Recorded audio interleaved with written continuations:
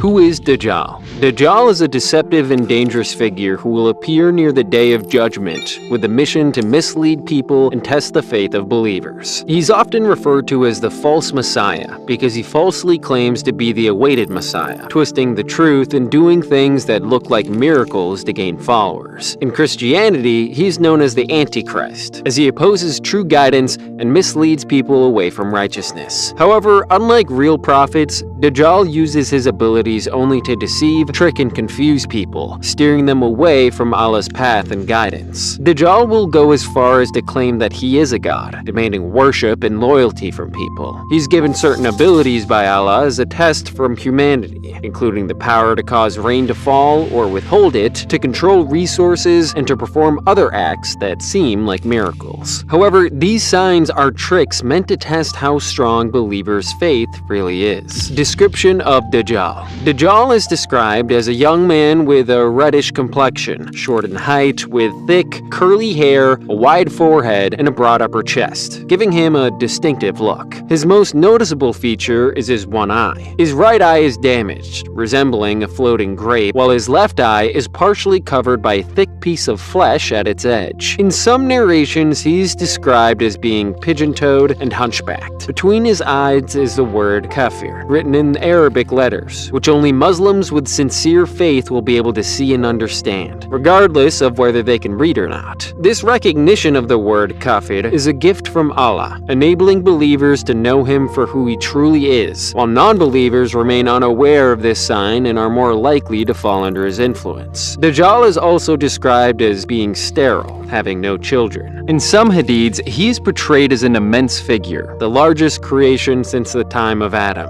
Where the Dajjal will emerge. Dajjal is said to come from the east, specifically from Khorasan, and more precisely from the Jewish community in Isfahan, Iran. From there, he will travel across the world, visiting every city except Mecca and Medina, which are guarded by angels who stop him from entering. In a hadith narrated by Fatima bint Qais, may God be pleased with her, the Prophet, peace be upon him, pointed to the east when speaking about Dajjal's place of emergence, confirming this direction. Another authentic hadith mentions that the Prophet specified Khorasan as Dajjal's origin. Additionally, Anas, may God be pleased with him, reported that 70,000 Jews from Isfahan would join Dajjal, each wearing distinctive crowns. Apart from Mecca and Medina, which Dajjal is forbidden to enter, he is also barred from entering Masjid al-Haram, Masjid al-Aqsa, and the Mosque of Sini. In each of these locations, angels stand guard, ensuring that he cannot enter. Dajjal will, however, have access to other towns and cities, moving from one to another over a period of 40 days, spreading his influence and causing trials for those who encounter him. Powers. In the authentic hadiths from the 6 major Sunni books, Dajjal is described as having extraordinary powers that he uses to deceive and mislead people, creating a severe test for believers. One of his notable abilities is control over natural elements such as rain and vegetation. According to an authentic hadith, Dajjal will have the power to cause rain to fall on dry lands and make crops flourish, benefiting those who choose to follow him, while denying these resources to those who reject him. This manipulation of natural resources is intended to pressure people into following him out of fear or desperation.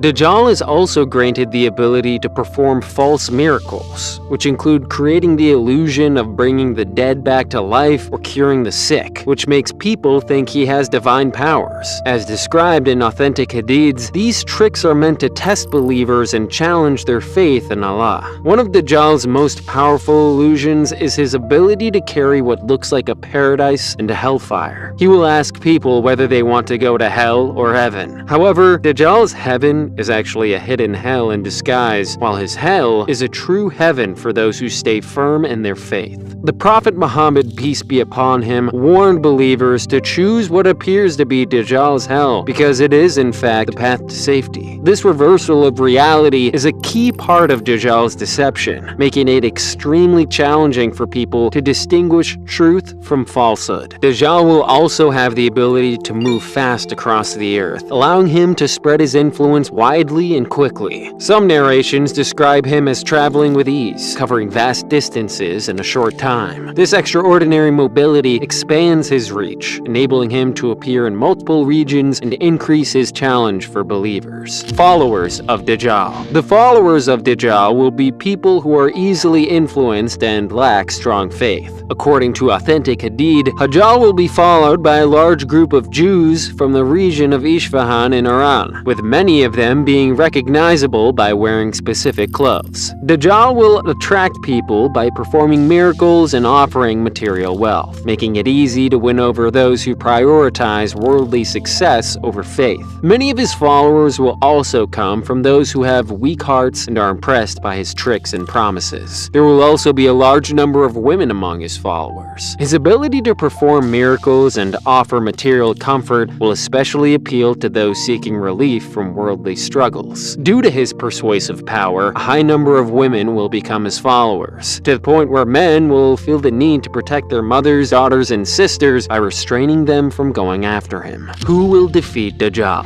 According to authentic teachings in Islam, Jesus, peace be upon him, will ultimately defeat Dajjal. After Dajjal has spread his deceptions, misleading and confusing many people, Allah will send Jesus back to earth to restore justice and truth. The Hadiths describe that Jesus will descend from the heavens near a white minaret in Damascus, Syria, wearing garments that shine as if dipped in light. He will join forces with the remaining faithful believers. At this time, Dajjal will be advancing with his followers toward Jerusalem, hoping to establish his control. Jesus, peace be upon him, along with the believers, will pursue Dajjal until they reach the gates of Lud, a location near Jerusalem in Palestine. When Dajjal catches sight of Jesus, he will be filled with terror and begin to melt like salt dissolving in water, unable to withstand Jesus' presence. Jesus will then kill him, ending Dajjal's reign of lies and deception. This event will free humanity from Dajjal's test, bringing an end to his efforts to mislead people, restoring truth and guidance for those who had remained faithful. After Dajjal's death.